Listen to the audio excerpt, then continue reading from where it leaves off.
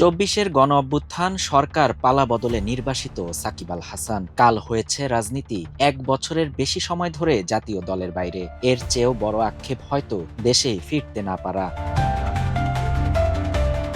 আন্তর্জাতিক ক্যারিয়ার থমকে থাকা সাকিবের ঠিকানা ফ্র্যাঞ্চাইজি টুর্নামেন্ট।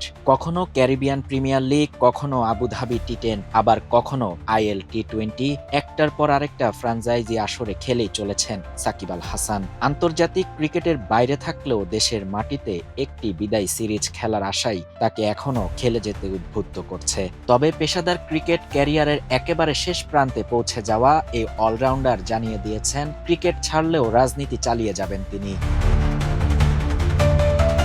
ইংল্যান্ডের সাবেক ক্রিকেটার মঈন আলীর সঙ্গে বিয়ার্ড বিফোর উইকেট পডকাস্টে সাকিব খুলে বলেছেন, ক্যারিয়ারের নানা দিক, শুরুর দিনগুলো, ক্রিকেটের বিকাশ, বাংলাদেশ দলের পরিবেশ, এমনকি নিজের অবসর পরিকল্পনাও। এখনো আনুষ্ঠানিকভাবে অবসর ঘোষণা না করলেও সাকিবের ইচ্ছে দেশে ফিরে একটি বিদায়ী সিরিজ খেলা। এরপরই তার মনোযোগ পুরোপুরি থাকবে রাজনীতিতে। গত জাতীয় সংসদ নির্বাচনে আওয়ামী লীগের মনোনয়নে সংসদ সদস্য নির্বাচিত হওয়া এই সাবেক অধিনায়ক বলেন, আমার মনে হয় ক্রিকেট ক্যারিয়ারের অধ্যায় প্রায় শেষ, তবে রাজনীতির পথ এখনো বাকি। বাংলাদেশের মানুষ ও মাগুরাবাসীর জন্য কাজ করাই আমার ইচ্ছে ছিল এবং আছে।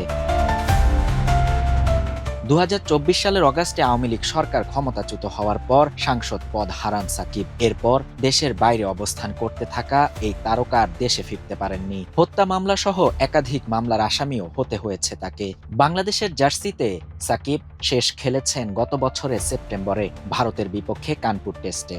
ওই ম্যাচের আগে তিনি জানিয়েছিলেন নিজের অবসর পরিকল্পনা। মিরপুরে দক্ষিণ আফ্রিকার বিপক্ষে বিদায়ী টেস্ট এবং চ্যাম্পিয়ন্স ট্রফি খেলে ওয়ানডে ক্যারিয়ারের ইতি টানতে চান, কিন্তু ইচ্ছেগুলোর কোনোটি পূরণ হয়নি। দক্ষিণ আফ্রিকার বিপক্ষে স্কোয়াডে থাকলেও মাঠে নামা হয়নি। যুক্তরাষ্ট্র থেকে দুবাই পৌঁছানোর পর নিরাপত্তার কারণ দেখিয়ে তাকে দেশে ফিরতে নিষেধ করা হয়। পরবর্তী নানা ঘটনার পর সরকার ঘনিষ্ঠ নীতি নির্ধারকেরা প্রকাশ্যে জানান, সাকিবকে আর বাংলাদেশে খেলতে দেওয়া হবে না। শাহরিয়ার শাফাত, বাংলা নিউজ 24।